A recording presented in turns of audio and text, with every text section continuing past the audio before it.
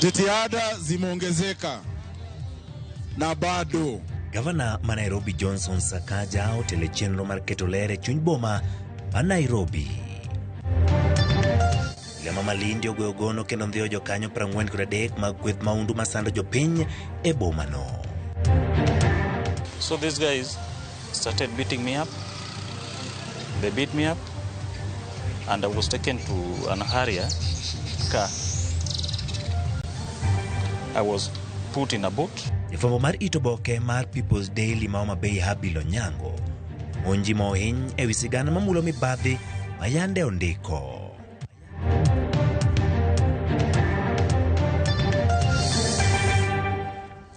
Machiegni nyakoromo gi chenro mar kagi kacha nyinga Ochieng' Emmanuel bed kod chakruok nyaka giko. Jandiko ma gazet ma People's Daily County Homa Bay Habil Onyango sani remo saso kama bang' jomoko monje kendo goye. Koloso kod jofwambo wetene boma Homa Bay e kinde thieth, Habil wacho ni ochope magawa moro Homa Bay kendo kanyo mane omonji kitude kod ndiko report moro e oboke mamieno jatij kaunti moro mar Homa Bay mayudo asoya kendo ndiko jotich e yor apanda ataro machi. Riwruok mar jofwambo e kaunti Homa Bay kokalo e tendgi okuongo timno kendo dwaro ni onon wachno motegno gikoni nyaka koro chiwo arita motegno ne jofwambo kendo chiwo luor ne tij fwambo.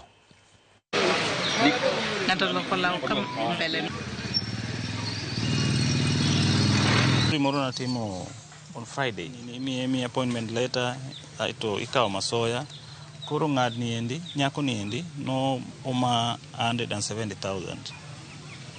Koro story no appear on the People Daily gi Western Insight. Koro kana dhi kar kanyo endo kare nyako mane miyo moro achiel matiyo lands neni kar kanyo endo nobedo touch ene mano kao one of the receivers mag bribes. Jogi no ak nyaka no kao nyaka simba magi ya Facebook account mara magi apologize on my behalf gisoya boot mar Harrier gimiya nyaka njaga mama. Kendo wakwayo police ni mondo bi omak achije ang'wen mano organize motimo kendo mohinyo Habil Onyango to bende equipments ge mag tich bende omaye. To dwani mondo wacho ni jopiny okwabi luor bende onge gima biro buogo mabiro tamo watiyo tijwa kaka onego wati.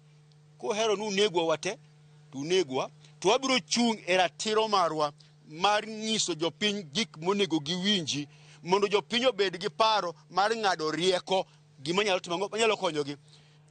Obile boma Malindi e apedha margi omako kendo jokanyo 43 mag kweth maundu ma osebedo karocho arita kendo kelo luoro ne jodak ma Malindi. Obila olero ni apedha no otim e kinde limbe ma kamanda mar obila manam Chumbi Ali Nuno e alwora no kamoko obila mondo med teko e kedo kod achijego machando jodak. E apedha no mane otim e gwenge mag Karima, Soweto, Milano kod Migadini e tung' ma Malindi. Omaka achije 11 ma kanyakla mideno ni Wakali Mwisho ka gin kod simbe 14 michich ni gin mag kuo.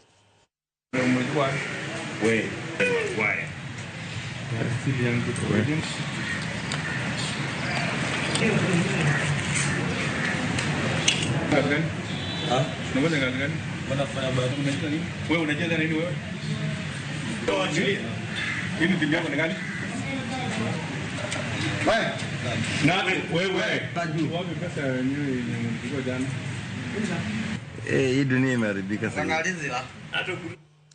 Kanyakla madun buche moktine 50 pacho kogolo siem ne duol mar IEBC manyoche ko yier mano yiere jotelo manyien ni kiket gitenge chendo mar duol no timo.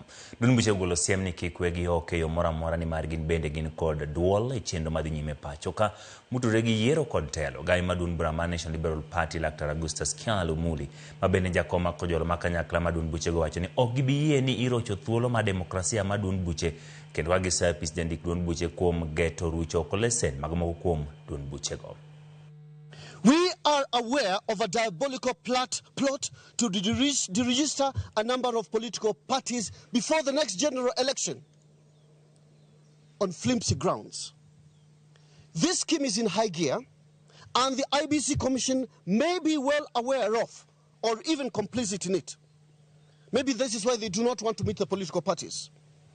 After all, maybe why they think why should they engage with us, and many of us are going to be deregistered. Fellow Kenyans, let us be reminded, multi-party democracy is not to be taken for granted. Multi-party democracy is not a given. It was paid for in full by Kenyan blood. And that's why you have all these political parties in existence. As things stand now, one cannot be recognized as a member of a political party, even if he or she has an identity card. Moko mjodak e kaunti wa Migori dwaro ng'eyo kako omenda maromo shillings milion 177 maendo ketenge masiro dongruok e kaunti no mageto gwenge mosedong chene weche mag dongruok mong'e kaka Equalization Fund osetiyo kagiwacho ni chenro mag dongruok mathoth onego tim kod omenda mag mapod ok otim. Jo Juma niyo mathoth.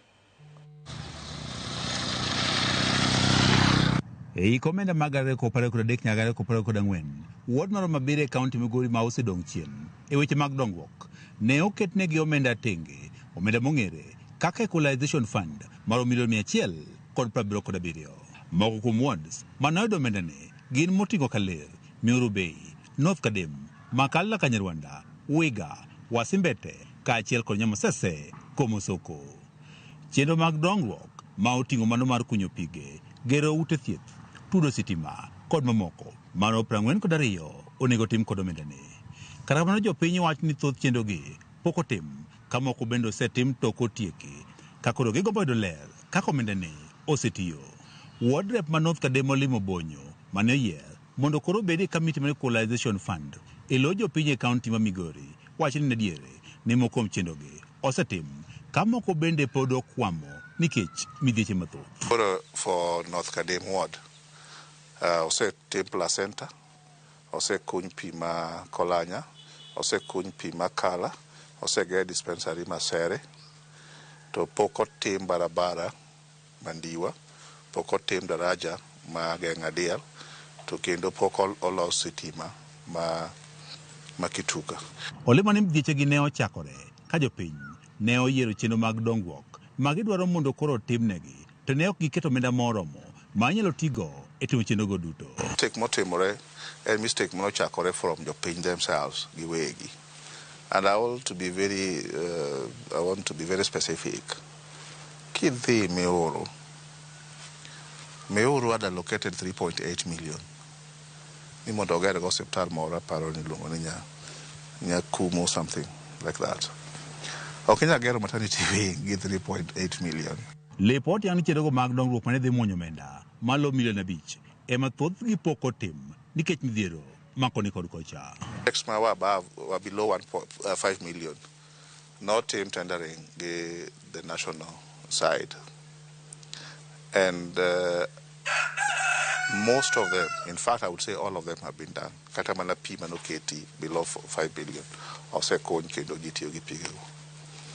To ma above 5 million. Because of that confusion, Mama Chocha. No Terigi, ne county government of Migori. Ni mondo ne team called the procurement process. Ndara no pokoger. The Raja no bende pokoger. But Pima Kolanya to Sekun, Gipima Kala Bosekun, even though Negin bende in above 5 million. Togi dispensary Masere, bende was above 5 million, and bende Osegere. Dwaro nitiere mondo koro ket lai makare, maneno, ni omenda ni mar Equalization Fund, oti kode kaka winjore, kende kinde mowinjore. Ok ni keto japiny keto pesa, ma iti ng'e ni pesa no ok dhi timo ok dhi time. Koro winjo be ni wayudo the technical team to advise jopiny sama iketo, sama gi-allocate pesa ne project. George Juma, Ramogi TV, Migori. Jagoro migire migao mathieth umoluga kawuono limo ka thieth ma Jaramogi Odinga Teaching and Referral mayudore boma Kisumu marango chal mare moloyo to tok yudo telo manyien. Kaluwore gi Oluga, piny owacho timo kare macholo ka thieth ne rang'iny mamalo kendo sechwal negi omenda maromo shillings bilion 3 ma siro chenro mage. Omedo bedo ni nitiere dwaro ma keto omenda moromo ne chenro mag thieth mag nyithindo kod joma mine.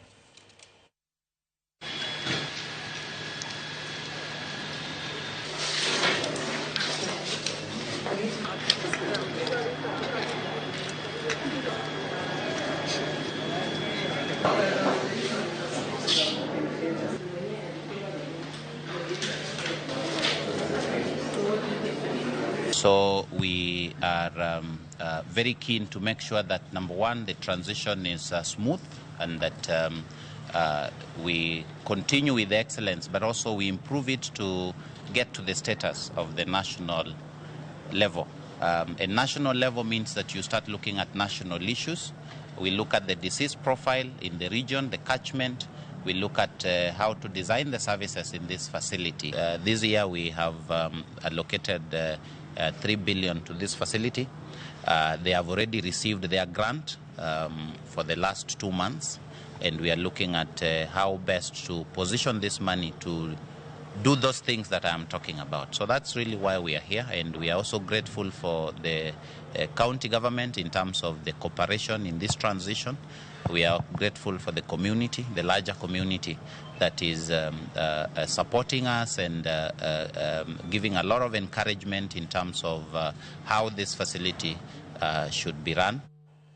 Gavana ma Nairobi Johnson Sakaja jotelo kweth mung'ere kaka Green Army tayo chenro mag ler e boma ma Nairobi. Jotich moingo 4,000 mag Green Army dhi nyime kod neno ni ojo yugi kendo apaya ma boma ma Nairobi ler. Chenro ma kama dhi nyime kata bed ni isegi johala kod jodak ma Nairobi. Sakaja koni okawo okang' ma kamano mane ni Nairobi ler kendo geng'o midhiero mag chido mar alwora.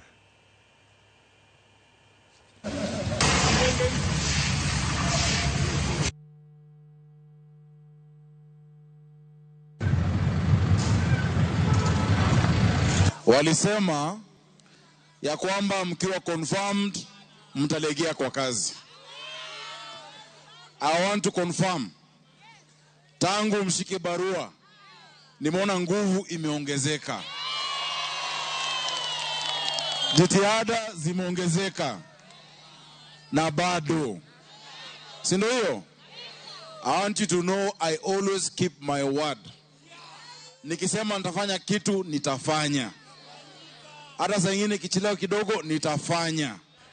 Thoth dak ma kajot mongo rema kihoto Naivasha koro medo kwedo monj mag rao ma owuok e nam mar Naivasha. Kum dweche mathoth chandruok mag pi osenjo dak 15,000 ma koro ni kedo kod tuoche kaka nyaldiema wachore ni mier 3,000 moting'o jodak 15,000 oyudo hinyruok kuom ting'ruok malo ma pi e namno kendo thothgi ok nyal dar nikech nok mar omenda. Jodak ni kod luoro mar monj kuwuok kuom le ma koro ni wuotho e alworano moloyo to rao, kendo bende gin kod luoro mar tuoche matuch manyalo hinyo ngimagi.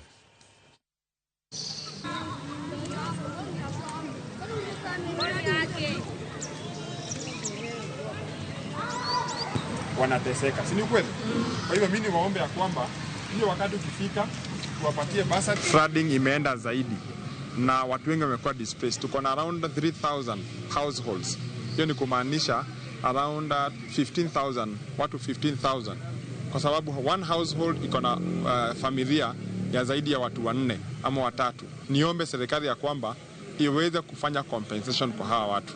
Maanake watu wako na title deeds na hizi title deeds hazikutoka binguni. Hizi title deeds they were processed by governments that were there. Bado kuna watu ndani ya maji.